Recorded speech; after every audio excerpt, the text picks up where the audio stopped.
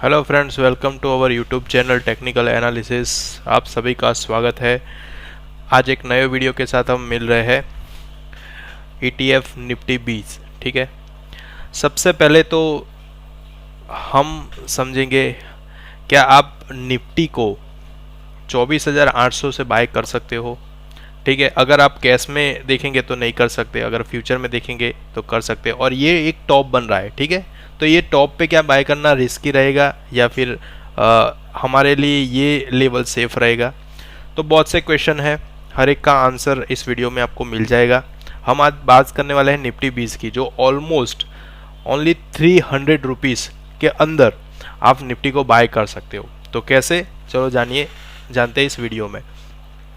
सबसे पहले आप ये समझ लीजिए कि निफ्टी जो इंडेक्स है उसके अंदर ऑलमोस्ट 50 स्टॉक का वेटेज है। ठीक है, 50 स्टॉक का वेटेज जो है, हर एक का अलग अलग वेटेज डिफाइन किया हुआ है। सबसे हाईएस्ट जो वेटेज है वो रिलायंस का है और सेकंड HDFC का है। ठीक है, ये दो ऑलमोस्ट टॉप में रहता है, जो चेंज होने के भी चांसेस रहते हैं और समटाइम चेंज भी हुआ है लास्ट में। तो सबसे ज़्यादा जो वेटेज वाले है पूरे आप NSE में देखेंगे तो उसके अंदर इंडेक्स मतलब कि निफ्टी के अंदर का है निफ्टी 50। ऑलमोस्ट हम निफ्टी का इंडेक्स देखते हैं, उसके बाद कोई भी स्टॉक के अंदर निफ्टी में उसका वेटेज कितना, उसके अकॉर्डिंगली हम ट्रेडिंग में जाते हैं। बट यहाँ पे आप जब इन्वेस्टमेंट पर्पस से देख रहे हो तो इन्वेस्टमेंट पर्पस से हम अगर 24,800 पे निफ्टी को बाय करने का सोच रहे तो आपको ऑब्वियसली यहाँ पे फ्यूचर को ही बाय करना पड़ेगा, या फिर सेल करने का सोचे तो भी फ्यूचर में ही करना पड़ेगा। अब अलग अलग चीज़ें हैं, आप लाइक इंट्राडे करते हो, आप लाइक पोजिशनल करते हो, फ्यूचर में एक्सपायरी के बेस पे आप बाय करते हो, सेल करते हो। तो हर एक की एक अलग अलग स्ट्रेटजी है, स्ट्रेटजी के अकॉर्डिंगली जाते हैं। बट यहाँ पे क्या रहेगा, अगर आप फ्यूचर में काम कर रहे हो तो एवरी मंथ आपको एक्सपायरी आएगी, वहाँ पे या तो रोल ओवर करना पड़ेगा या तो फिर वहाँ से आपको एग्जिट करना पड़ेगा। ठीक है, फिर चाहे प्रॉफिट हो या फिर लॉस हो, क्योंकि एक्सपायरी है तो वो कॉन्ट्रैक्ट वहाँ पे एक्सपायर हो रहा है, नए कॉन्ट्रैक्ट के अंदर आप जा सकते हो या फिर वहाँ से आप अपना प्रॉफिट बुकिंग कर सकते हो या फिर लॉस बुकिंग कर सकते हो। Possibility depend on your trade है। तो मैं आपको ये बताने वाला हूँ कि आप कैसे निफ्टी में इन्वेस्ट करके एक लो रिस्क विदाउट ऑब्जर्वेशन और 100% आप गुड रिटर्न के साथ निफ्टी को बाय कर सकते हैं। ठीक है, तो निफ्टी 20 जो ETF है, ETF मतलब एक्सटेंड ट्रेडेड फंड है, जिसके अंदर बहुत ही कम रिस्क के अंदर विदाउट ऑब्जर्वेशन मैं इसलिए बता रहा हूँ क्योंकि जो इंट्राडे प्लेयर्स है उनके लिए एवरी टाइम हर एक टाइम फ्रेम को वो फॉलो करते हैं, लाइक 15 मिनट 60 मिनट के, यहाँ से प्राइस फॉल हुआ, यहाँ से अप हुआ। बट जब इन्वेस्टमेंट की बात आती है, वो भी स्पेशली जब निफ्टी के अंदर, ठीक है, तो इंडेक्स के अंदर जो भी स्टॉक्स है वो स्टॉक्स में कोई काम करता है, कोई पर्टिकुलरली इंडेक्स में काम करता है, तो हर एक स्टॉक का आप ऑब्जर्वेशन लेने जाएंगे या फिर पर्टिकुलरली इंडेक्स का ऑब्जर्वेशन लेने जाएंगे तो हर एक दिन में वो अलग अलग डिफाइन करेगा। मतलब कि लाइक आज बुलिस है तो कल बेरिश होने के चांसेस है, 2 दिन बुलिस रहेंगे तो परसों बेरिश होने के चांसेस है, कोई बड़ी मूवमेंट भी आ सकती है, कुछ इवेंट भी हो सकता है, रिजल्ट्स के भी इफेक्ट ऐसे, मतलब कि हर एक चीज़ यहाँ पे इफेक्ट होने वाली है।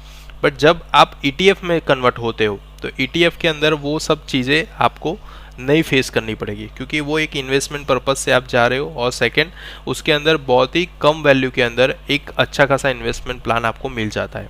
आपको सिंपल समझना है ETF के अंदर कौन सी चीज़ें वो मैं आपको बता देता हूँ और कौन से स्टॉक का वहाँ पे वेटेज लगता है, और हर एक स्टॉक का वेटेज के हिसाब से, वैल्यू के हिसाब से हम समझेंगे पूरे वीडियो में। ठीक है, देखिए स्टॉक यहाँ पे दोस्तों Nippon India ETF Nifty 50 means share holding. ठीक है, अब ETF के अंदर निफ्टी 50 का जो ETF है उसके अंदर कौन से स्टॉक है, तो जैसे मैंने बताया कि निफ्टी 50 के जो स्टॉक है वो वही सेम स्टॉक यहाँ पे ETF के अंदर भी रहेंगे, निफ्टी मीन्स के अंदर भी रहेंगे। अब इसके अंदर आप देख लीजिए कि हर एक सेक्टर का वहाँ पे वेटेज दिया हुआ है, जैसे निफ्टी के अंदर वेटेज दिया है वैसे ही यहाँ पे अभी टॉप के अंदर HDFC का सबसे ज़्यादा वेटेज है, निफ्टी 50 में देखे या फिर 20 में देखे, और रिलायंस का सेकंड नंबर पे। ठीक है, जो मैंने पहले बताया था उसके अंदर रिलायंस फर्स्ट था, फिर HDFC था, अभी वो चेंज होकर HDFC टॉप के अंदर आ गया है क्योंकि HDFC बैंक और HDFC दोनों का मर्जर हुआ था। उसके बाद उसका वेटेज बढ़ गया। अब यहाँ पे मार्केट प्राइस है, एसेट है और सेक्टर्स है, ठीक है। अब आप देखिए एग्जांपल में, अगर आपको सिर्फ निफ्टी 50 में से एचडीएफसी में ही बाइंग करना है, तो एचडीएफसी सिर्फ आपको बाय करना है एक क्वांटिटी में, तो आपको ऑलमोस्ट यहाँ पे 1626 रुपये मार्केट को पे करने पड़ेंगे। ये मैं कैश की बात कर रहा हूँ। अगर फ्यूचर में करना है तो उसके लॉट्स के अकॉर्डिंगली हमें जाना है।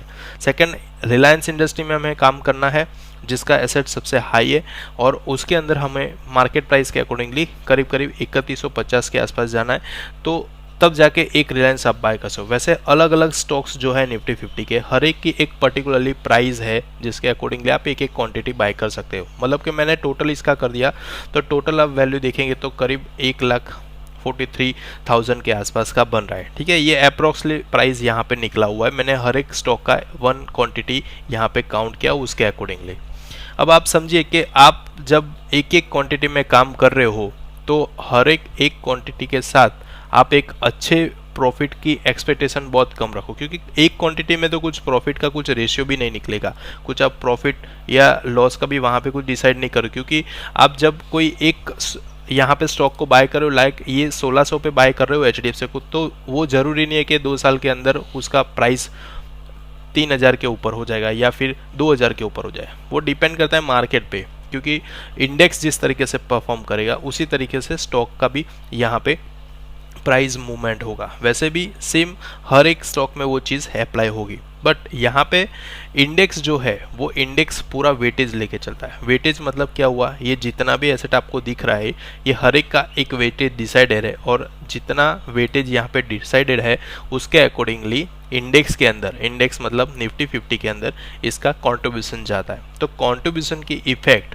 As compare to particularly stock index के अंदर ज़्यादा दिखेगी, जिसकी वजह से इंडेक्स बढ़ने के चांसेस ज़्यादातर रहते हैं, और उसी का ईटीएफ जो सेम रिप्रेजेंट करता है इंडेक्स को, वो ईटीएफ के अंदर भी वैल्यू बढ़ने के चांसेस ज़्यादातर रहते हैं। मतलब कि लो रिस्क के अंदर कुछ बड़ी सी इवेंट हो गई लाइक रिलायंस के अंदर या फिर एचडीएफसी में, तो एक पर्टिकुलरली स्टॉक की जो प्राइस रहेगी वो यहाँ से कम हो सकती है, ठीक है, बट पूरे ईटीएफ की या फिर निफ्टी की वो प्राइस कम नहीं हो सकती। लाइक सम टाइम कोई न्यूज़ आता है तो उसके ओरिएंटेड यहाँ पे 100 पॉइंट नीचे आ जाता है, ठीक है, एक एग्जांपल है, तो वो 100 पॉइंट नीचे आ रहा है तो उसका इफेक्ट डायरेक्टली निफ्टी पे नहीं होने वाला है, या फिर ना नहीं तो ईटीएफ में होने वाला है, क्योंकि वो ईटीएफ की जो वैल्यू है उसके अकॉर्डिंगली बहुत ही कम रिस्क के अंदर वो गया हुआ है। तो अभी जो करंट ETF चल रहा है वो ऑलमोस्ट 275-60 के आसपास चल रहा है, तो आप समझिए कि वहाँ से वो 100 रुपीज़ नीचे नहीं आने का। वहाँ से अगर वो नीचे भी आ रहा है तो 1 या 2 रुपये की मूवमेंट ही नीचे की साइड करेगी, मतलब कि एक तरफ से वो एक सेफ हो गया है। वैसे ही अगर कोई 50 में से ही कोई दूसरे स्टॉक में भी हम ध्यान में रखना है तो सेम चीज़ हमें फेस करने को मिलेगी कि लाइक पर्टिकुलरली जो स्टॉक है उसकी जो इफेक्ट है वो पर्टिकुलरली स्टॉक पे आएगी, बट इंडेक्स पे उसका जितना वेटेज है उतनी ही वहाँ पे आएगी। तो इसलिए मैं आपको बता रहा हूँ कि निफ्टी 50 जो 20 है उसके अंदर आपको मैक्सिमम बेनिफिट मिलने के चांसेस ये रहेंगे लो रिस्क के साथ। अब ये पूरी की पूरी इन्वेस्टमेंट पर्पज से मैं आपको स्ट्रेटेजी बता रहा हूँ जिसका मैक्सिमम आप बेनिफिट ले सकते हो। देखिए यहाँ पे आप देख सकते हो ये निफ्टी 50 का चार्ट है जो 24,834 चल रहा है, ठीक है।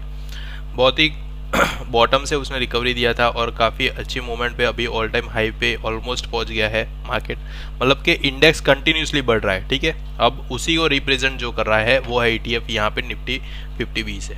देखिए आप उसको भी देख सकते हो जिस तरीके से निफ्टी 50 वर्क करता है, सेम लाइक यहाँ पे भी आप देख सकते हो कि ETF परफॉर्म कर रहा है, ठीक है। दो चीज़ यहाँ पे कॉमन ये है कि जब निफ्टी के अंदर कोई बड़ी सी मूवमेंट आती है तो निफ्टी के अंदर आप देख सकते हो 500 पॉइंट, 600 पॉइंट या फिर 1000 पॉइंट भी फॉल होने के चांसेस रहते हैं, ठीक है। तो वो चीज़ जो है वो यहाँ पे कम वॉलेटिलिटी और बहुत ही लोअर रिस्क के साथ यहाँ पे काम होता है, उसकी वजह से यहाँ पे उतना बड़ा फॉल देखने के चांसेस बहुत ही कम रहते हैं। सेकेंड, यहाँ पे जो अमाउंट है वो 276 है जो निफ्टी की प्राइस की कंपेयर में बहुत ही कम है, ठीक है। ऑलमोस्ट आप यहाँ पे देखेंगे तो यहाँ पे 24,800 है और यहाँ पे 276, मतलब एक आप समझ सकते हो कि विद इन 300 रुपीज़ के अंदर आप एक ETF को इजीली बाय कर सकते हो, वो भी लॉन्ग टर्म के लिए, ठीक है। अब जैसे जैसे आप यहाँ पे नॉर्मल सी मार्केट जो है वो स्विंग में चलता है, कभी भी आप कंटिन्यूसली बढ़ रहा है या कंटिन्यूसली फॉल हो रहा है वैसा नहीं रहेगा। स्विंग मतलब क्या रहेगा कि like two to three candle up जा रही है तो 2 to 3 कैंडल डाउन हो रही है, मतलब कि एक करेक्शन के साथ चलता है, रिवर्सल के साथ चलता है। सम टाइम प्रॉफिट बुकिंग भी आता है, जैसे आप समझ सकते हो कि यहाँ पे जिस तरीके से चल रहा था फिर थोड़ा सा फॉल आया, अगेन वो परफॉर्म हुआ, थोड़ा सा साइडवेज हुआ, अगेन वो बुलिश हुआ, थोड़ा सा बुलिश होते होते वो अभी ऑल टाइम हाई पे यहाँ पे पहुँच गया है। ठीक है, तो यहाँ पे अलग अलग तरीके से आप देख सकते हो। यहाँ पे लाइक मैंने मंथली बेस पे यहाँ पे चार्ट लिया है, यहाँ पे आप वीकली में करेंगे तो वीकली में भी आपको ये चीज़ आइडिया लग जाएगी कि वीकली के बेस पे क्या मूवमेंट हुई हुई है। ठीक है, मैंने यहाँ पे एक सिंपल सा यहाँ पे सुपर 10 को यूज़ किया है, और यूज़ करने का पर्पज़ ये है कि कोई एक इंडिकेटर रहेगा तो इंडिकेटर के बेस पे आपको आइडिया लगेगा कि यहाँ पे कहाँ से वो नेगेटिव हो रहा है, कहाँ से वो पॉजिटिव हो रहा है। हम सिंपल स्ट्रेटजी आप समझ लीजिए, मैं लाइक डेली के बेस पे इसमें कर रहा हूँ, तो डेली के बेस पे आपको मैक्सिमम चांसेस यहाँ पे मिल रहे हैं। जब भी यहाँ पे सुपर 10 का क्रॉस ओवर आ रहा है, इसका मतलब क्या हुआ कि निफ्टी, आपको निफ्टी को ही समझना है सबसे पहले, क्योंकि निफ्टी का ही यहाँ पे मैं आपको क्रॉस ओवर दिखा रहा हूँ। निफ्टी के क्रॉस ओवर के बेस पे ही आपको पता चलेगा कि निफ्टी 20 के अंदर क्या हो रहा है। निफ्टी 20 का आप इजीली यहाँ पे आइडेंटिफाई लगा सकते हो। आप निफ्टी में देख लीजिए, मैंने डेली का चार्ट दिया है, जब भी यहाँ पे क्रॉस ओवर आया, बुलिश ट्रेंड हुआ है, क्रॉस ओवर आया, बेरिश हुआ, यहाँ पे थोड़ा सा साइड हुआ, अगेन उसने क्रॉस ओवर दिया, बुलिश की तरफ गया, एक टाइम सपोर्ट बनाया, अब मल्टीपल टाइम यहाँ पे क्रॉस ओवर आ रहा है। ठीक है, अगर आप फ्यूचर में काम कर रहे हो तो उसके लिए अलग स्ट्रेटजी आप अप्लाई कर सकते हो, बट एक ट्रेंड, मेरे को एक ट्रेंड जस्टिफिकेशन चाहिए, तो उसके लिए मैं इजीली यहाँ पे समझ सकता हूँ कि ओवरऑल जो ट्रेंड है वो तो बुलिश की तरफ ही जा रहा है, बट मल्टीपल टाइम उसमें क्रॉस ओवर देके वो एक वहाँ पे अपॉर्चुनिटी, क्रॉस ओवर का मतलब मैं ये समझता हूँ कि अपॉर्चुनिटी दे रहा है मार्केट आपको। अब यहाँ पे आपको निफ्टी 20 को लगा देना है। ठीक है, अब यहाँ से आपको आइडिया लगेगा, जिस तरीके से निफ्टी ने परफॉर्म किया उसी तरीके से सेम निफ्टी 20 भी परफॉर्म कर रही है। मतलब कि डेली के चार्ट पे आपको, आप ऐसे अप्रोक्सली डे काउंट करेंगे तो भी एवरी मंथ आप इसमें देख सकते हो मल्टीपल क्रॉसओवर आपको देखने को मिलेगा। हर एक क्रॉसओवर को सिर्फ ऑब्जर्व करना है। जैसे क्रॉसओवर यहाँ पे मैं कहीं पे भी बाय या सेल करने का आपको नहीं बता रहा हूँ, सिर्फ आप ट्रेंड को आइडेंटिफाई करिए और ट्रेंड को आइडेंटिफाई करके अपना इन्वेस्टमेंट बढ़ाइए। ठीक है, ऐसा नहीं है कि यहाँ पे क्रॉसओवर मतलब कि सेल कर देना है, यहाँ पे क्रॉसओवर मतलब बाय कर देना है, वैसा नहीं है। ये एक इन्वेस्टमेंट पर्पस की स्ट्रेटजी है और इन्वेस्टमेंट पर्पस से ही ETF को लेना चाहिए, ना कि इंट्राडे इसमें करना चाहिए, पोजिशनल करना चाहिए। ठीक है, उसका कुछ मतलब नहीं रहेगा। अगर लॉन्ग टर्म के लिए आप जाएंगे तो ही इसका मैक्सिमम बेनिफिट आप यहाँ पे ले सकते हो।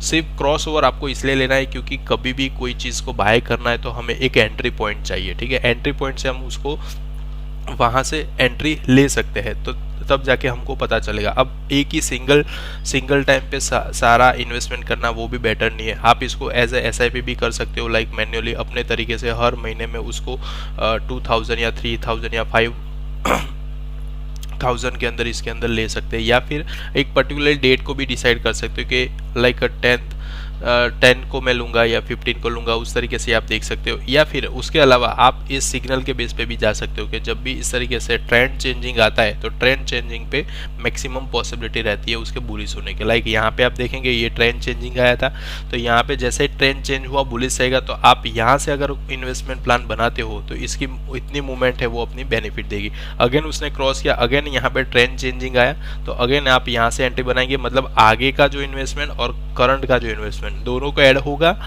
आपका प्राइस दोनों अलग अलग रहेगा, उसका बेनिफिट आपको क्या मिलेगा कि आपका वहां पे एवरेज बन रहा है। ठीक है, अगेन जिस तरीके से पॉजिटिव क्रॉसओवर आते रहेंगे आपका एवरेज बनता रहेगा। आप देखिए स्टार्टिंग से देखेंगे यहाँ पे एक पॉजिटिव क्रॉसओवर था, यहाँ पे जो प्राइस था उसकी कंपेयर में यहाँ पे प्राइस हाई हो गया, तो यहाँ पे जो बाइंग का एंट्री मिला था यहाँ पे दोनों के अंदर, उसका दोनों का प्राइस आप देखेंगे तो एक एवरेज प्राइस बनेगा। अगेन अपर साइड में जो बना था ट्रेंड, वहाँ पे अपना एंट्री बनाए तो वहाँ पे भी एक एवरेज प्राइस, मतलब कि जितना बुलिश ट्रेंड यहाँ पे जाता जाएगा उतना अपने को एक एवरेज प्राइस बनता रहेगा। एवरेज प्राइस के साथ साथ अपना उसके अंदर इन्वेस्टमेंट भी बढ़ता जाएगा और एक अच्छे खासे प्रॉफिट की तरफ भी हम जा पाएंगे। मतलब कि बहुत ही कम रिस्क के अंदर काफ़ी अच्छा इन्वेस्टमेंट हम कर सकते हैं।